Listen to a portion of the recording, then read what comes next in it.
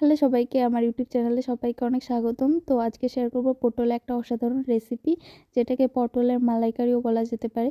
তো ফার্স্টেই গরম চলা নারকেল দিয়ে চটকে নিচ্ছি, যাতে নারকেল থেকে নারকেলের দুধটা পাওয়া যায়। তো তার জন্যই তারপর পটলগুলো শিলপুতো দিয়ে একটু থেতো থেতো করে নিচ্ছি।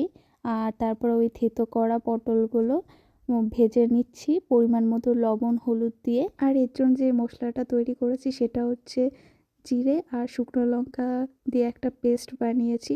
আর তারপর পটলটা অনেকটা ভাজা ভাজা হয়ে গেলে তারপর দিয়ে দিয়েছিলাম নারকেলের দুধটা। আর এটা আমার one of the favourite recipe. যারা পটল খেতে পছন্দ করে না তাদেরও হয়তো এভাবে রান্না করে দিলে খুব ভালো লাগবে। তো তারপর ঝোলটা একটু ফুটতে শুরু করলে তার ভিতর দিয়ে দিয়েছিলাম শুকনো লঙ্কা আর জিরের পেস্টটা। আর তারপর আর একটু পরে ঝোলটা একটু শুকিয়ে গেলে কালারটা এরকম চলে আসলে রেডি হয়ে গেল।